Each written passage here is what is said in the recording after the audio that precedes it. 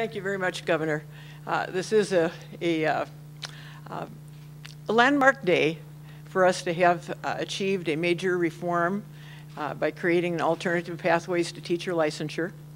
No reflection on our current teaching cadre, but we do have continued challenges in our education of children, and we need options. And I'm proud to say that we have in this bill a true alternative pathways to teacher licensure bill. I think it accommodates in many ways the concerns and assurance that we're protecting the quality of the alternative pathways as well as the traditional method to achieving licensure and entry into the classroom and working with our young people. We have major challenges ahead of us to close the achievement gap and to continue improving student achievement, and the keys to that are quality teachers. And so I'm very delighted to be a part of our achieving success, and I commend Governor Dayton and his staff for being willing to work with us and work out the way to bring this to an early victory. And I'm looking forward to our continued work on the needs of our education system and primarily the needs of our children. They should be first. So thank you very much, Governor. Well, thank you. I'm glad we have this step behind us because you know that there are lots of ideas for reform that are floating out there coming from different directions. And I'm looking forward to having a chance to meet with the Governor and the Governor's staff as we talk through some of these issues and determine if there are some others that we want to proceed with in terms of change policies.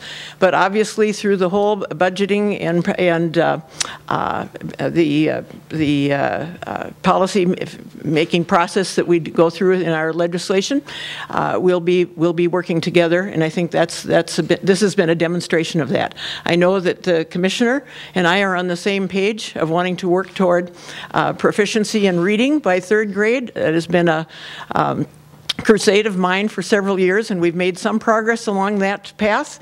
I hope that we can continue on it, and I know there's a commitment to do so, as well as working for those kinds of measures, whatever it takes with the changes within the system, whether it's redirecting some of the resources we now have, or some additional resources, as the Governor has proposed. We'll be confronting and dealing with all of those and trying to work through to a satisfactory conclusion that's in the best interest of our children of the state.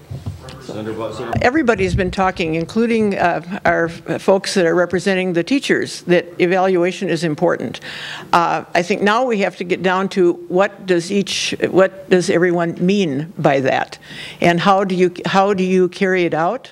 How do you do it in a way that is going to actually be a means of strengthening the ability of teachers to function even better in the classroom and to work toward those goals of assuring that they can read by 3rd grade proficiently and also close the achievement gap. Those I think are the two main areas of focus and I believe that's the case for the Governor. I shouldn't try to put words in his mouth, but I've heard them come out, and as well as for the legislature. So that's what we need. Now we need to start fleshing that out. We will be seeing the Governor's proposals, but I think the conversations will continue as we work toward the kind of ideas that will achieve that and that we can actually carry through to a completion here.